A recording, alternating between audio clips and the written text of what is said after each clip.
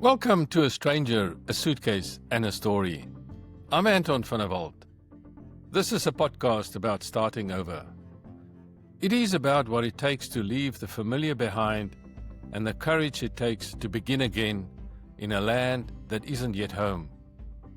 Together with my co-host Ben Liebenberg, we explore the untold stories of migration.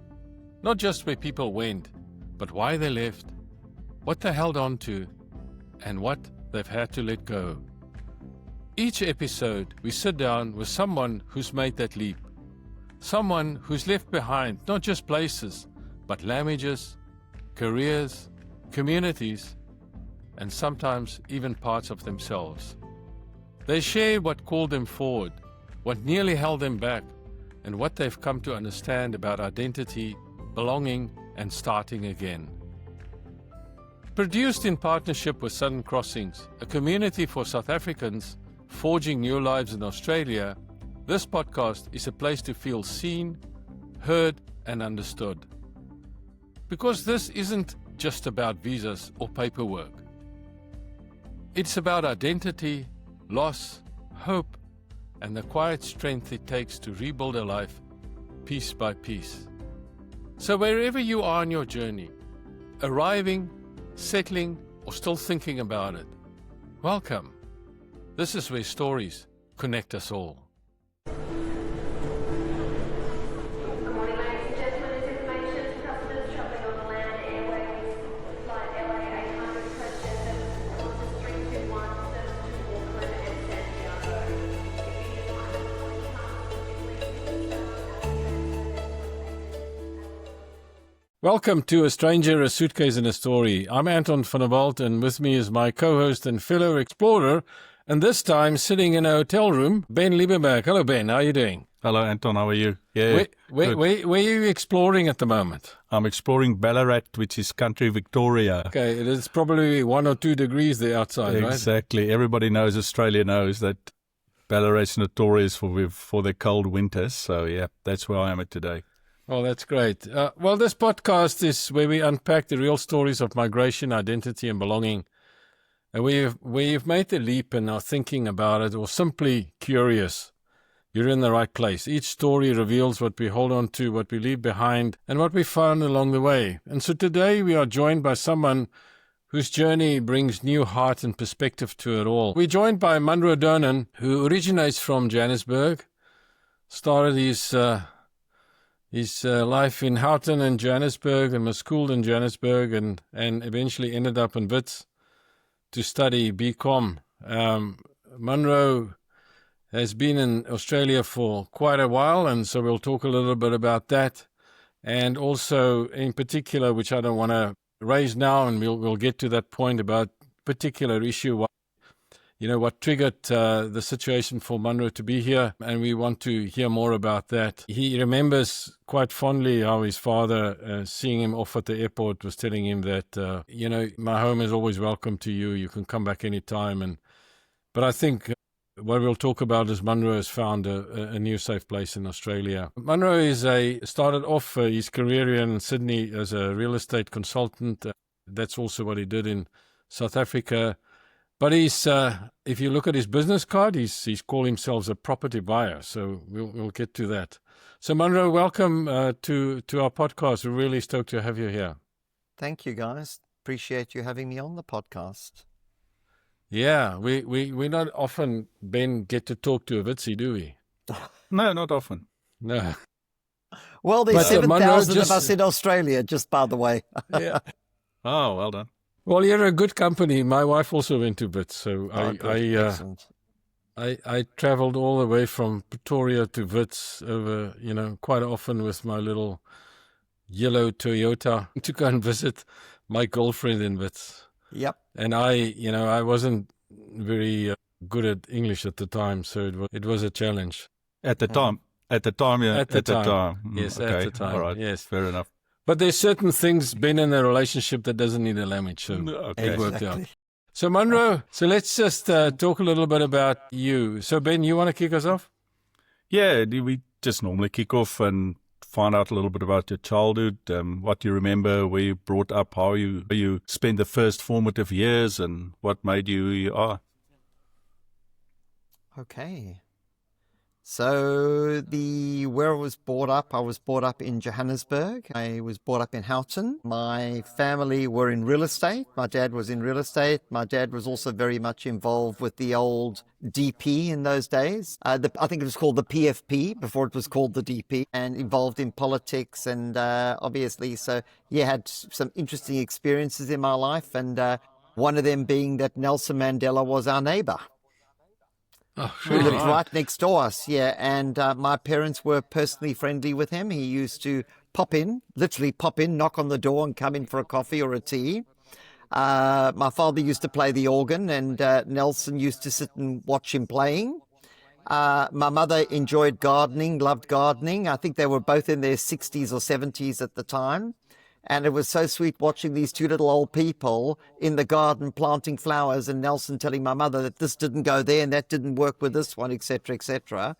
And it was quite an experience. And a number of years later, before I'd left South Africa, I was actually at the airport picking somebody up, as we did in South Africa. They didn't have Ubers in those days. And I was actually standing, they'd cordoned off and closed off the whole airport, and some dignitary had arrived when, lo and behold, it was Mr. Mandela, President Mandela in those days. And he saw me standing behind the cordoned off area, and he came up to me and he shook my hand, and I felt, oh my God, I feel like a celebrity. Everybody's wondering why he's greeting me and talking to me.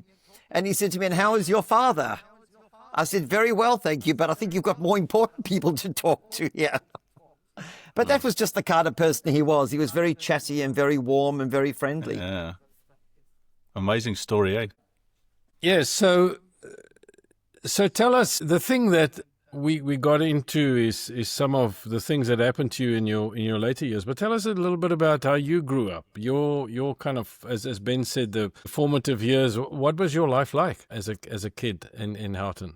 Yeah, I think pretty good. We had a pretty good life. Well, I came from a very close family, very close-knit family. I have a sister as well. The four of us, grandparents, uncles, aunts, etc. It was amazing times. You know, I mean, we all know we lived in South Africa. We didn't really know what was going on around us or what was happening outside in the world, because until 1976, we never had television. And then when we did have television, we were very limited to what we could see and what we couldn't see. I don't think I heard the name Mandela till I was about 18 or 20, so I didn't even know anything about it. So we lived in this little bubble, but it felt safe and it felt secure. Yeah.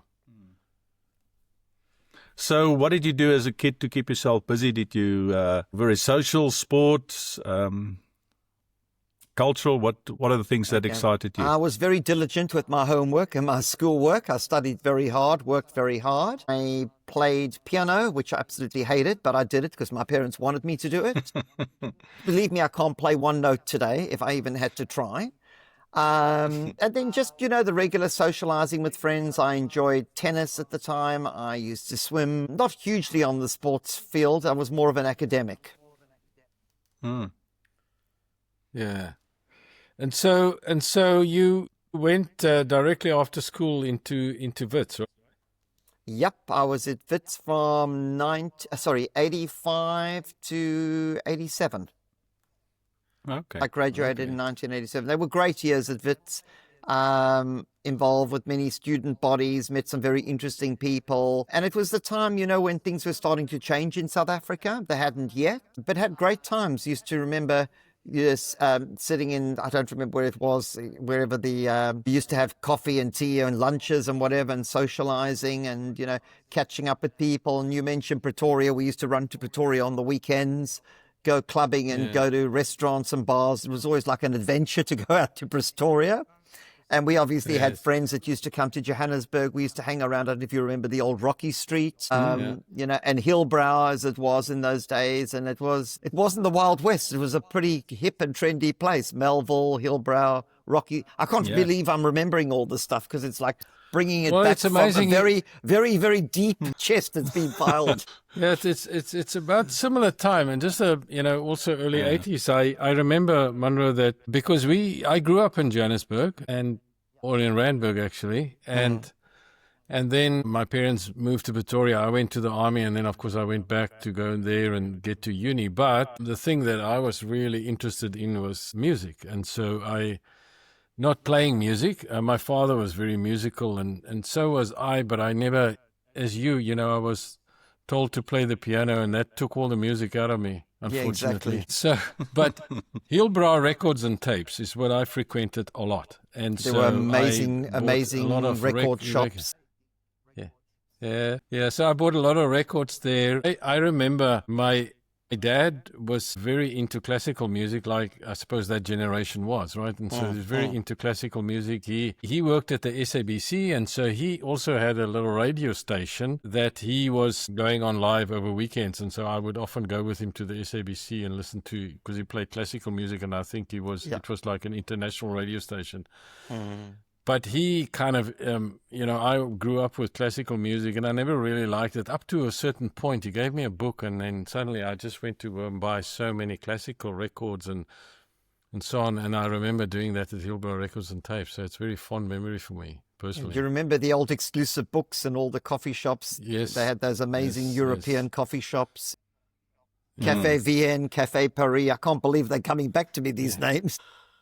Yeah, so it's an amazing story. And I also remember, you spending the time at Wits, as I said earlier, going there, go and talk to the Engelsman. And so it was very nice. And so you had, you say 3-4 years at university. Were you 4 years. Were you a day student, or were you Yes, I was. I started off in 3 boarding? years, and then the last year I actually wanted to work and study, so I extended it to 4 years. I wanted to get some work experience, and a little bit different than it is today. So just by extending a year, I was able to work and study at the same time.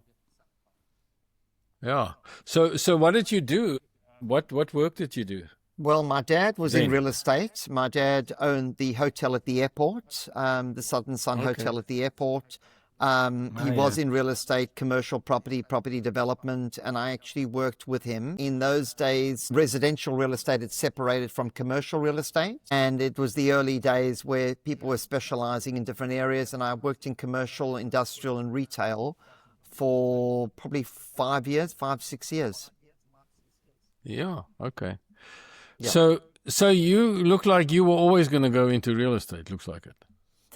Yes. If I had my choice, I would have gone to hotel school, but I wasn't allowed to do that. I was told you're going to get an education and then you can go to hotel school. And my father, having owned a hotel, was very anti me working in a hotel. I think it was very different in those days that if you worked in a hotel, you basically started at the bottom. You cleaned the floors in the kitchens, and you didn't go in. There was no management, and that you had to start at the bottom. And went and got my degree, and then called the hotel school, and I was told that I'm overqualified. So what is it at the hotel school that attracted you? You say that I just haven't spoken those words of a hotel school probably for 40 years, right? Yep. I mean, yes, Yep. I remember that. So what is it that attracted you? Anton, what attracted me, I'm very much a people person. I was going to be a chartered accountant. I did accounting, but I did not do my CA at that time and do the board because I wasn't really interested. All my friends landed up being accountants, and it just wasn't for me. I'm a people person. I like integrating. I like networking with people. And as an accountant, that wasn't really where I saw my future. Academically, I could do it, but psychologically, it wasn't me.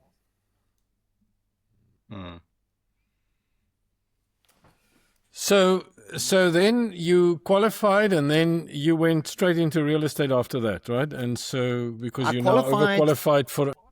Yep. Then I had to actually went to the army because I studied first, as you know how it used to work in those days. I studied first, and I went then to the army. I was in Houghton, and working there, I actually was working for the army newspaper in marketing and sales. Okay. And I used to secure advertising and marketing for the newspaper. And I actually did very well.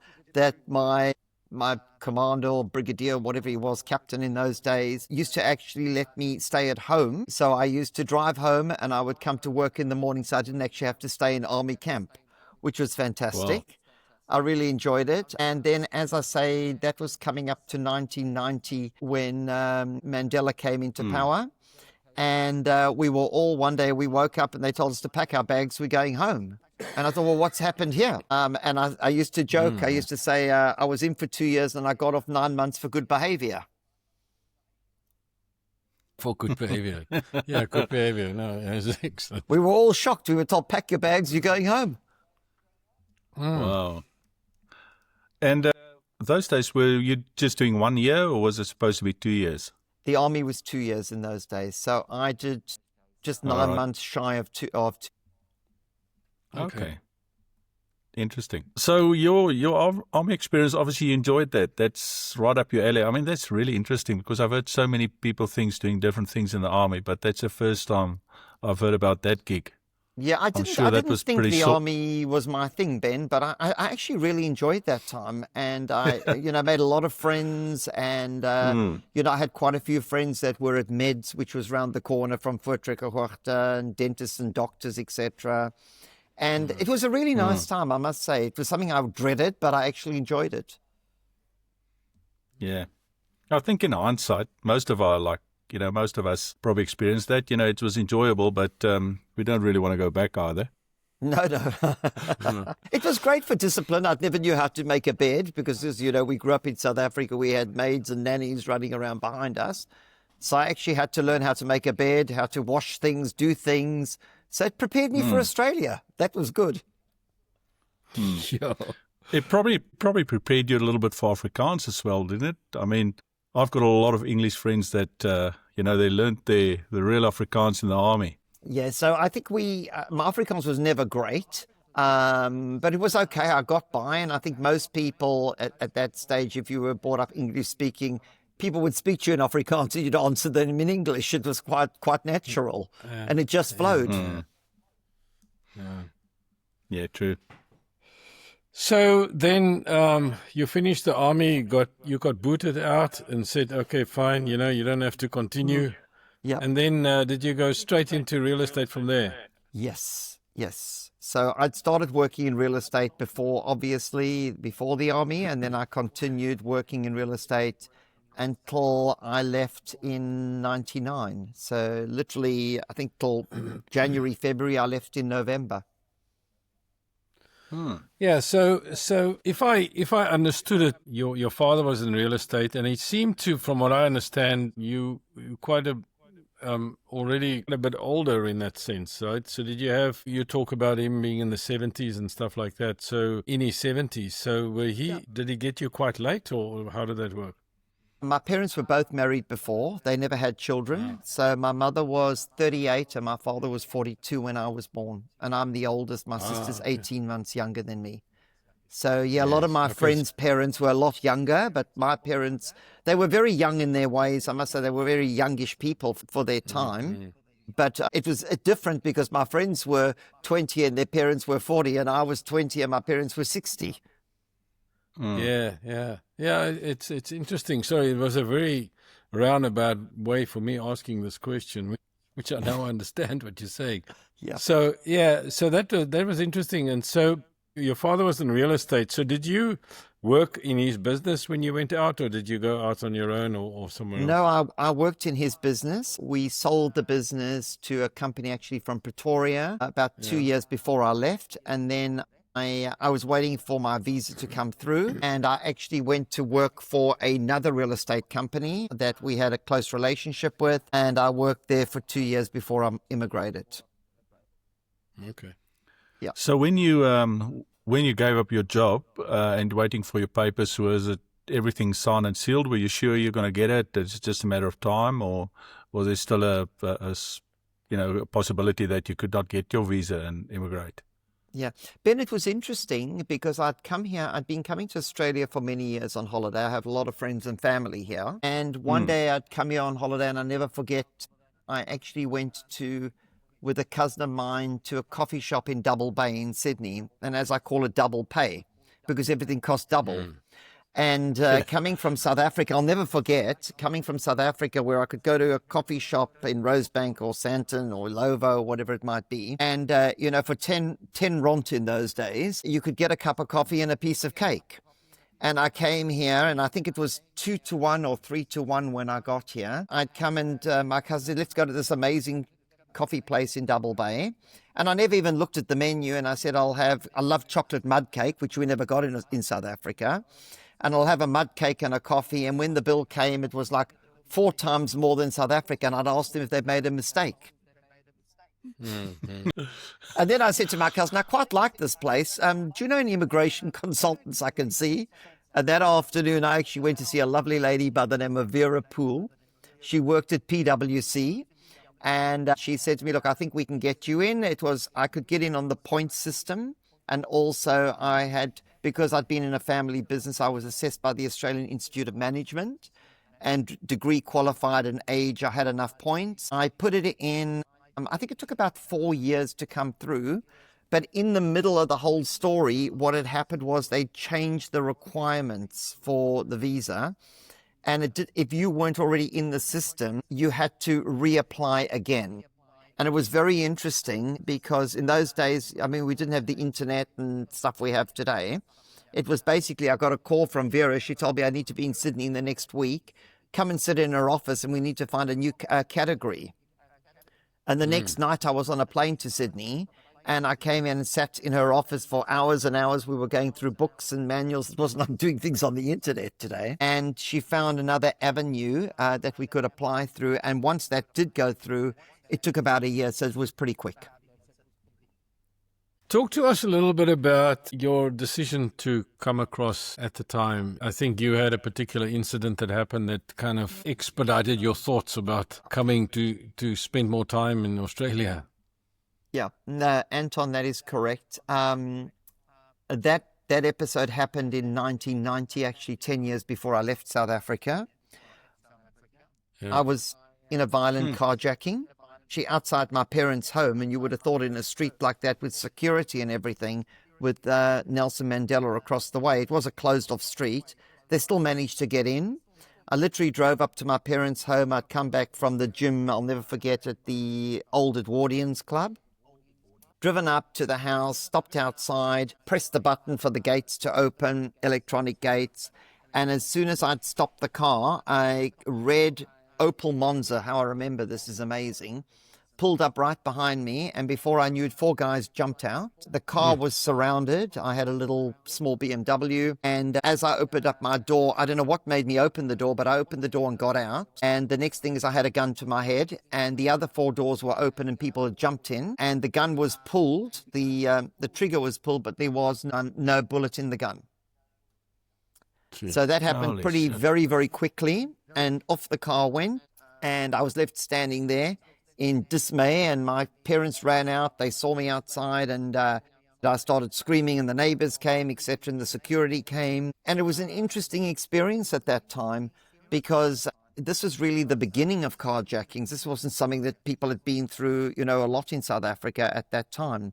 And, it was basically, well, you'll get over it and you'll be fine. They didn't know about trauma therapy or any of those type of things. And 9 months later, I actually went into quite a bad depression, which I didn't know what it was at the time. I just demotivated, lost interest, and I'm not that kind of person at all. And was seeing a therapist, etc., and that's, when I realized that this had actually affected me more than what I actually thought it had. And then it was the decision, well, what do I do with my life? And South Africa was just going backwards in so many ways. And as much as I loved South Africa and I loved my life and I loved my family and everything, I never had any problems. This was something I didn't want to deal with. And if I had an avenue to leave, I would have done it. Actually, before I actually went to the army, I actually spent a year in the UK in London working for a family member who had a property business there as well. And that was a great experience, but London just wasn't for me. That weather, that lifestyle, I mean, I loved the buzz and the sophistication, but it just wasn't for me. And I came back to South Africa.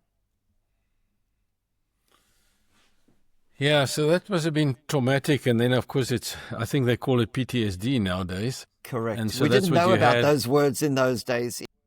No. I mean, even we went to the army and came out, and some people had PTSD, but it wasn't called that either. It was something else, right? And so, but yes, And I can imagine that, because then, forever you're looking over your shoulder. You don't know when it's going to happen next, and so on and so on. And so that's really what said to you, okay, I'm going to make a life somewhere else. But that still then took 10 years for you to get across, right? It did. It was a decision, and I think probably what capped the whole thing was, I think in 93 or 94, I was actually in a restaurant in Sandton, and the restaurant was held up as well. Luckily, I had left a few minutes before. For some reason, I don't know what happened, but divine intervention must have been on my side. And I'd left, and in those days, we didn't have mobile phones. And so I'd left the restaurant and gone home. And the next morning, one of my friends phoned me and said, "You're so lucky to get out of there. This is what happened last night." And they were actually locked in the fridge in the restaurant, in a big fridge. And, then they left, and they took people's car keys, stole their cars, their jewelry, etc. So I think when that happened, it was like, well, you've dodged a bullet this time. This is a sign you need to make a move. All right, so that was kind of easy decisions then in the end to do that, but probably also hard, because did you leave your family behind? I did. Yeah, I And your left parents two were already older parents. Yep, I was lucky. I had a sister there who was married and had children, and the family decision was, you need to go. Right. Oh, right. So you were very much supported by the family and Yeah. encouraged. Oh, that's good. Yeah. And I suppose from a work point of view as well, you're well established, you've been in the game a long time, and as we know, real estate's a lot about connections and, just being established and well known. So that must have been hard giving all of that up.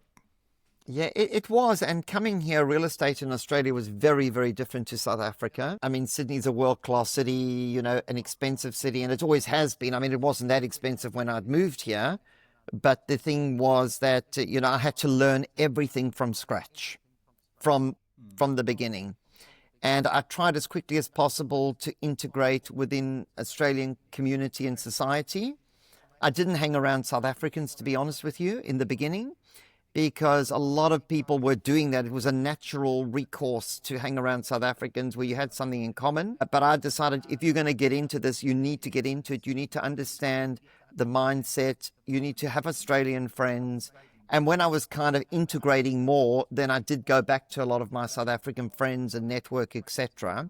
And I think over the years, which is 27 years now, nearly coming up, now I'm involved in a lot of things with South African networks, South African business networks. I'm a chapter member on the WITS Alumni Committee, New South Wales. We raise money for WITS. So I'm doing a lot more now than I did then, but I've also got more time on my hands. I'm settled now, and those are the kind of things that are my hobby. That's what I enjoy doing.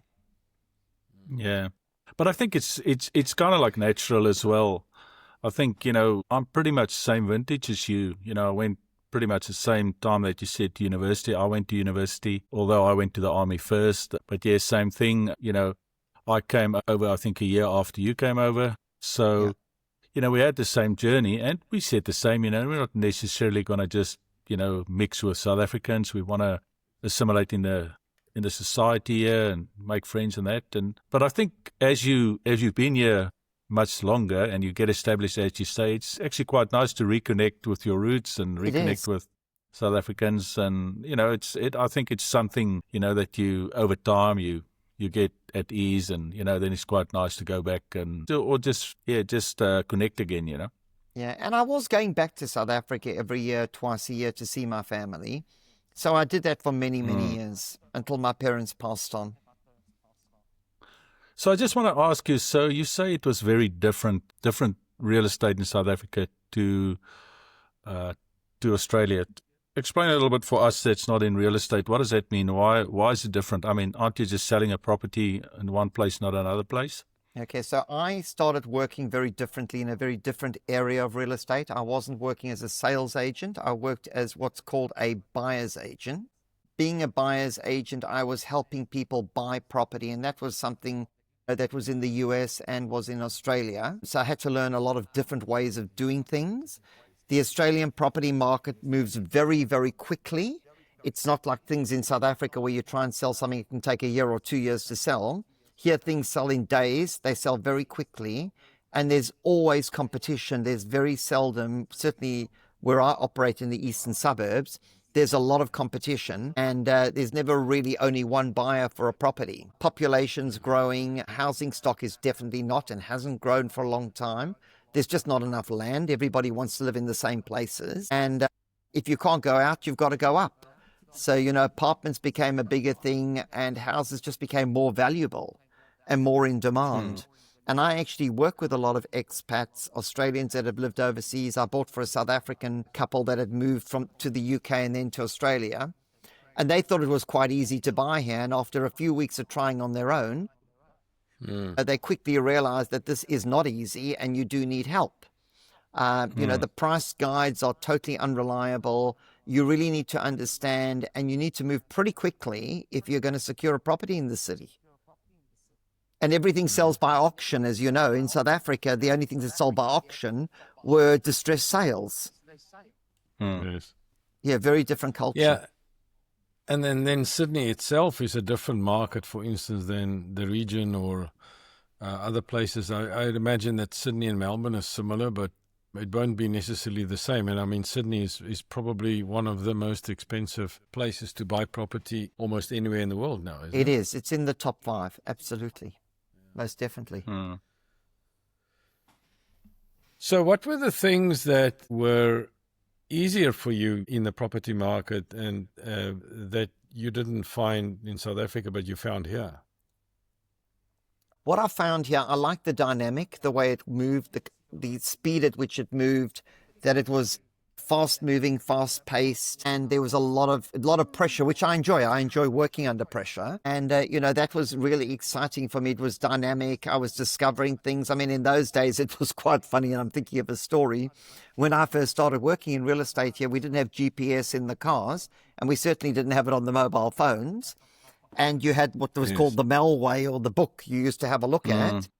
And when I was still learning my way around Sydney, it was an interesting experience, because if I was going to meet a client in the morning, I didn't know where I was going. And I'd be so scared I would get lost, and especially driving in roads where you can't turn right, you can't turn left. This road, it was very different driving in Sydney. So I would very often go there at night, the night before, and just see the area, see where I was going, so I didn't make a fool of myself the next day when I was trying to find somewhere. And also the other thing as well, in South Africa, properties would be open on a Sunday. They'd open at 9 until 3. You had time. Here, everything was open 15, 20 minutes. And if you weren't there, it was gone. Forget the idea of, in South Africa, you wanted to see something. I'd pick up a client and drive them around. Here, it didn't happen. There was just not that level of service. You came to the open for inspection between 15 and 20 or 30 minutes. And if you didn't get there, good luck. See you later, as the Australians say. It just didn't work that way. And one of the things that I brought over from South Africa, and I think South Africans, the way we worked and our culture and our level of service was that great and so good. And that's why so many South Africans have done so well in real estate in Australia, is that I would pick up my clients. I would drive them around. I would talk to them, because I knew that time in the car was really important to build rapport. And it was really important, it was different. And I think a lot of things I learned that I brought over from South Africa definitely held me in good stead. And I actually taught a lot of my Australian colleagues who used to think I was crazy, but then they started copying me. Yes. Because they saw it worked. It's interesting that you say that.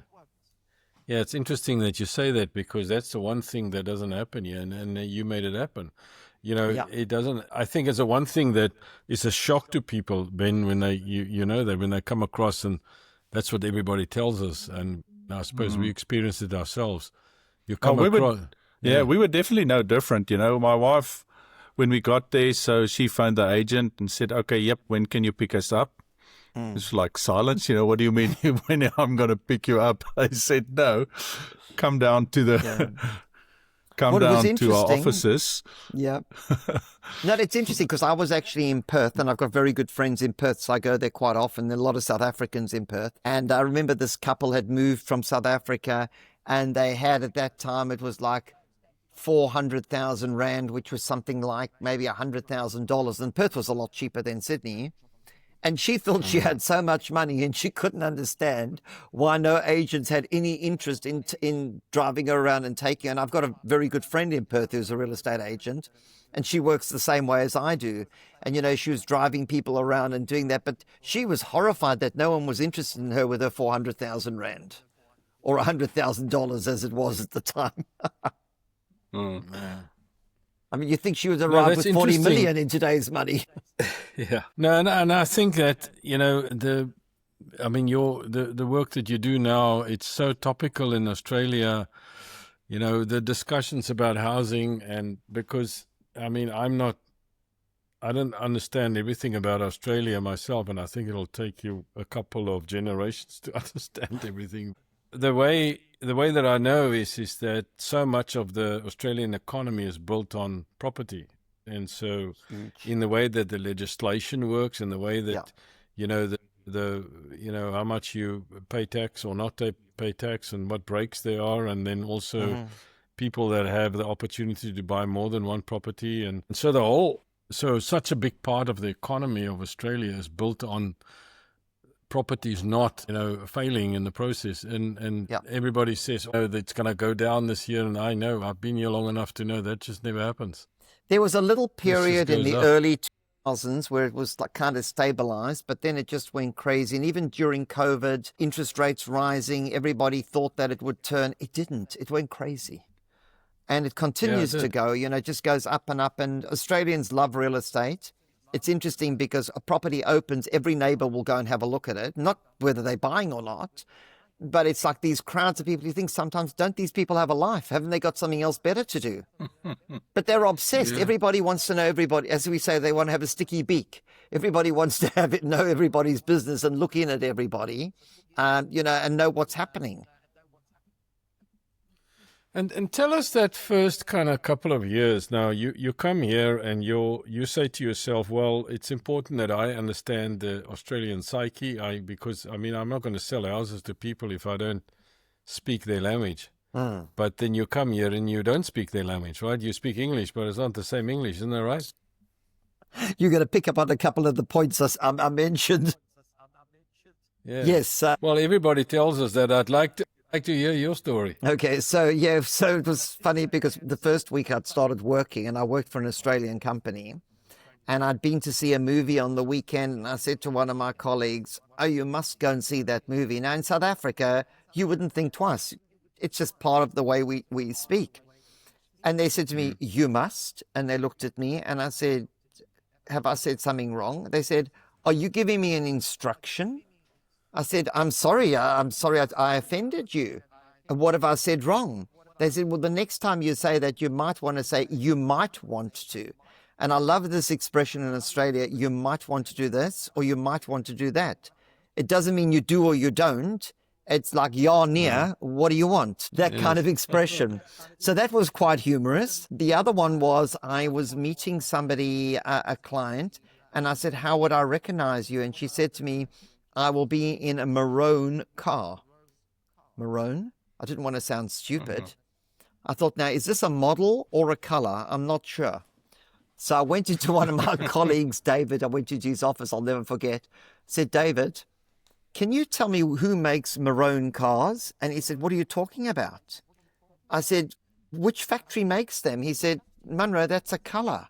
I said, what does this color look like? He said, it's like a blue, purpley, reddish blue, purple color. I said, oh, you mean maroon. So the maroon car was a maroon car. And then I realized what I was looking for. And the third one was, I was with a client in the car, and we were driving. We were going down a street, I'll never forget, it was City Road in Chippendale. And there's a huge big park there, Victoria Park. And she was driving around. I said, you know, what are we doing? And she said to me, I'm looking for a park. And I said, but there's a massive park right here. What do you want a park for? She said, no, a place to park the car. Yeah, it is. So, you know, these are the funny things that happen. So you actually learn to speak like an Australian. You need to change what you say, how you say it, the way you approach things. And South Africans can be seen to be quite aggressive. Australians feel that we are quite aggressive. I think it's that we are straightforward. And I think the Australian friends that I really have had over the years have all been very similar personalities, because Australia has, as you know, this tall poppy syndrome. And for our South African friends that don't understand what it means, people don't really generally, I think it has changed over the years. They want to hold people down. And I found, the harder you work, the better you wanted to improve yourself. In South Africa, you would be promoted. In Australia, you got demoted.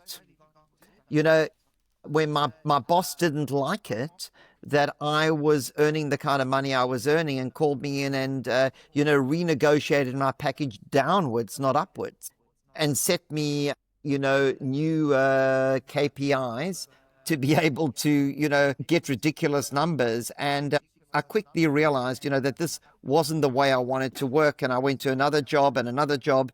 And after 3 jobs in 2006, I opened my own business, because I thought the only way, if I'm going to succeed in this country, is I can't work for somebody else. Look, if you're happy doing it, there's nothing wrong with working for somebody else. But he didn't allow me to do that. And I had bigger visions. And the way I could do that, I had to do it on my own. So I had to learn the ropes. I had to learn how to do things. And when I felt confident enough that I understand how the economy works, how, everything's different. You've got to learn. You'd walk into a supermarket in South Africa, you'd see 2 or 3 breads. I'd walk in and there were 14 different loaves of bread. And I didn't know where to start looking. The variety was so much bigger and so much larger, and there was just so much more here. In some ways it was amazing, and in other ways it was antiquated. The shopping centers were nowhere near what we had. The Sandton and, the big shopping centers in South Africa were state-of-the-art, American-style malls. They never even had them here back in 2000. It was strip shops, very much like the UK, and some very, average shopping centers, which were nowhere near what we used to have. So what was like establishing your business in Australia? Was it tough in the beginning? Did you find it quite easy since you've been here for a few years? How was that transition for you? Ben, as you know, Australia is highly regulated society. Nothing is easy. Everything is difficult. You can't just do things. In South Africa, you just did things. I was actually listening to a podcast this morning, something about the red tape and opening business in Australia. And if you want to open a coffee shop, there are 31 legislative rules and regulations you have to get around. That's to sell somebody a cup of coffee. So, when you're working in financial services or an industry in real estate or finance, and I worked for a financial planner as well when I worked in Australia, the rules and regulations before you can do things can actually put you off rather than motivate you. But you get through it and you actually learn how to do it. You learn the process. It was difficult in the beginning, and it always is.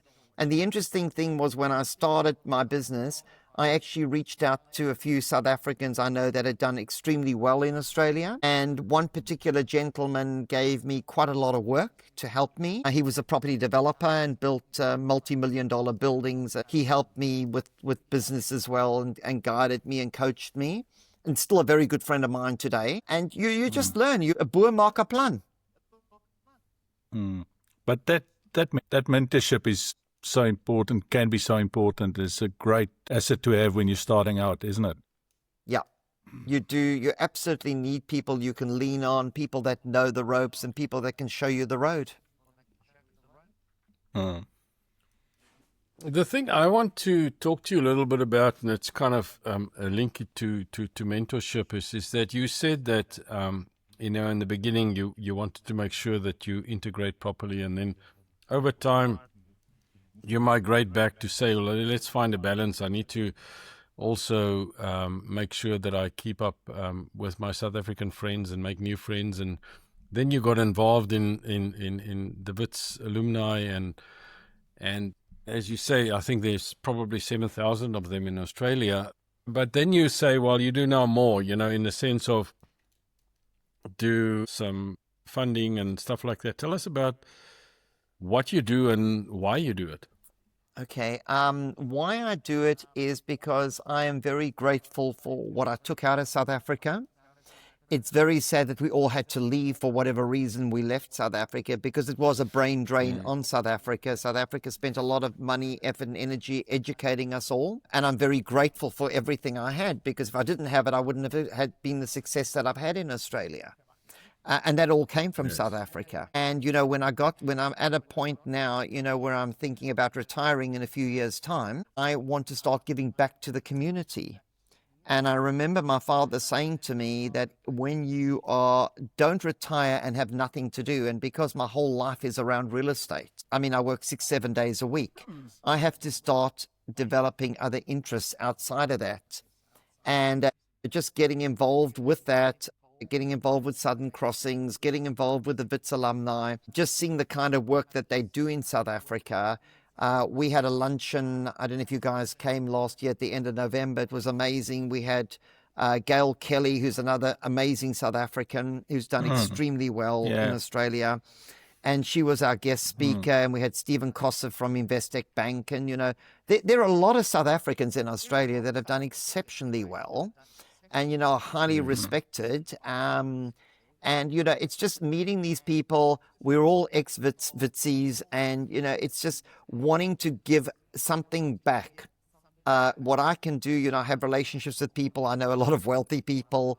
I mingle in the right circles, and I'm able to, get people involved and people to give back to the community.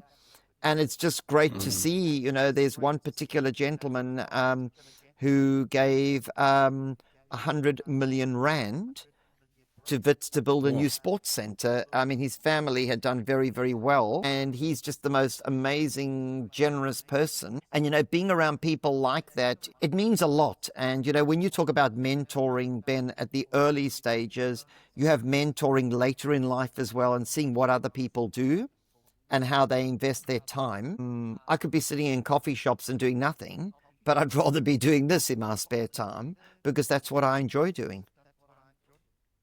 Oh, fantastic. That's so good to hear, because, like you say, it's easy just to bark off and think of yourself and just look after yourself. Correct. But I also think there's some great satisfaction in that, like we know, doing things for others rather than just focusing on yourself and make it meaningful. Totally. Yeah, and that's wonderful. It's almost like, and so it's if I think about this conversation, because the route that it follows, and I think the example that you give here, or the leadership, if I can put it that way, that you give here, is to say, look, you've got a lot out of your country where you came from, and so maybe there are different reasons why we all are here.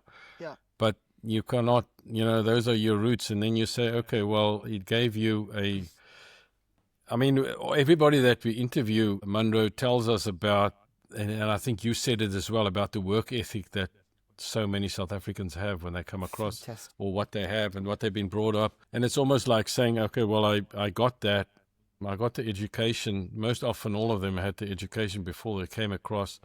And then they hear and then they establish and build their business and so on. And then in the end is then you get into these networking groups. And so Southern Crossings is one, the Wits alumni is another one, and they're very strong from what it looks like. And so it says, okay, if there are people that are successful, how do they support the growth in South Africa? What can they do to help there, or anything? Because, you can't never take those roots away and say, Correct. because we all have family that are still there somewhere, right? And I went to another event last week as well, just as a connection, which is the South African, how do they call it? It's the accountants, South African Institute of Chartered Accountants in Australia. And there were 200 accountants, which are all South African, in different levels, working in jobs, having their own businesses. And it's amazing that we all reach out, and it's such a lovely feeling when we all connect with each other again. So good. And a lot of them are married to Australians, and they bring their partners. These people knew nothing about South Africa, and, now they're integrated, with the South African culture and meeting people. And it's so lovely. It really is. And some of us have got grandkids that are now Australian. We won't say who, but some of us do. And they speak with very Yes, different and accents. it is wonderful. Yeah, well, they're still 4 months, so no. But yes, you're right, and I think that. So I don't want to, I want to emphasize the point. I think it's wonderful work that you do, Munro. It's wonderful thoughts that you have on that, because it's so easy to say, well, I've worked for all my, the stuff that I have, the wealth that I have, or whatever I've created, and now I can just sit and retire and take a trip around Australia, which I suppose you can do. But also then say, well, what else can I do? And as your father said to you, if one just retires and sit and do nothing, I suppose you'll be useless, right? And so that's not the point. Absolutely. One has got to be useful to people, and you might as well be useful for where you come from. No, absolutely. And I mean, the job that I do as a buyer's agent, the work that I do, I'm constantly helping people. I'm changing people's lives. It's the biggest investment they'll probably make, even they're buying a home. I'm changing their lives. I'm getting involved with their families. A lot of my clients become my friends. And, I'm taking on huge responsibilities. People are giving me $1 million and $10 million to go and buy property for them and trusting me to do the right thing by them. It's a huge responsibility that you take on. And, I don't take it lightly. Yeah. So let me ask you, sort of coming to the end of our discussion, but I think the thing that I'm really, and Ben and I would be interested in, is to say, well, you've been here for almost 30 years. If you have to say, well, what are if somebody else considering coming across, or maybe they are fresh off the boat, so to speak. Yeah. What are the things that you'd say to them? What should they be doing? Come with a lot of money. Okay, well, that's not always the option. When you're coming with rands, it's not always the option. No, look, what you've got to do is, I think with no disrespect, the way we were brought up in South Africa, we always had people running around doing things for us. You have to be open and be prepared to learn how the washing machine works, how the dishwasher works. I mean, I've seen so many people come here and they freak out when they see a washing machine. You think they've seen a monster because they've never had to switch one on in South Africa. So I'm not saying everybody generally, but, it's very hard and the older you are, the harder it is. It's hard to make friends. I've got a friend that's moved here. He's in his He's come to retire here. He was bored. He wanted to start working. He actually worked with me for a few months and just found it very hard, very challenging. It's not the same. It's definitely not the same. You need to integrate. And, people used to say, there was this fantastic saying, if you want to make a small fortune in Australia, come with a big fortune from South Africa. Because if you don't understand the way things work, you're not going to be in the best position. And, it doesn't matter how much money you've got or how much experience you've got. Work for an Australian company, mix with Australian people, learn how things work, adapt. Don't always think we know better. We have some great talent. We have some great skills. We know great things, but we don't know better when we come here. We learn as we go. So be open-minded. It's a fantastic life. It's a great country, fantastic for children, security and the safety. After my experience in South Africa, and I was living near King's Cross in Rushcutters Bay, and I came back 2:00 in the morning one night on a train, and I walked in the station and I looked around and I said, I actually feel safe. It's 2:00 in the morning. I'm walking around in the middle of the city and I don't feel threatened. And that was more important to me than any money in the world. Yeah. No, and I agree. And I think that, I don't know what you're hearing, Ben, but I'm hearing from Munro is this whole thing about being flexible, understand that it might look the same here, but it's not. And you got to be prepared to work, and you got to be prepared to do the small things in order to get to the bigger things. Yeah. So if you're not prepared to, iron your shirt, well, you're going to have a problem here. Yeah. Somebody once said to me, Anton, they said to me, so what's the difference between living in Australia and living in South Africa? And I said, very easy. We do everything the same, except we do the washing, cooking, cleaning, and ironing as well. And they said to me, really? I said, yes. Yeah, and it is, and it's actually really liberating also in that sense, because we have a house and we specifically got the house because it had a nice size yard, and because I felt it's much better to go and work in the garden than it is to go to gym, and so that's what I do. And so I Absolutely. purposely did it, and it is very fulfilling too. No, it's wonderful. Yeah. So Ben, any last sort of question from you, or before we close? No, look, I think that's a great ending. It's informative, good learning, and yeah, just inspiring to hear that story. And the fact that you are happy and you feel safe. And money can't buy that thing. So yeah, I think that's what I take out of it. Yeah. And Ben Yeah, and and it Anton, I'm very much open to anybody, listening to the podcast. It's anybody that comes over to Australia. Give me a shout, reach out to me. I'm happy to have a cup of coffee with you, have a chat with you, talk to you.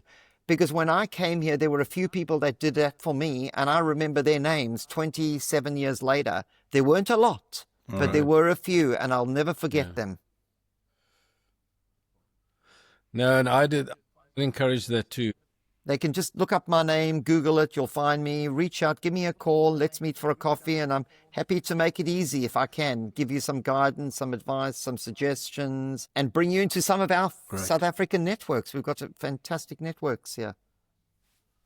Well, there you go. So now for anybody, you've got an open invitation to give Munro a call. You'll find him. He's not hard to find, Munro Donen, and so I think that it's been a fantastic conversation, Munro, and I really, really appreciate it in your open and candid way that you did things, and you've got some fantastic memories, some of them a bit haunting and traumatic, but you got through that, and I'm really glad that you did. Otherwise, we couldn't have had this interview, so I really appreciate that. Thanks, guys. And also, it was wonderful. Yeah, and for your time, and it's been wonderful talking to you. Awesome. So thank you so much. Thanks, guys. Wonderful. Take care.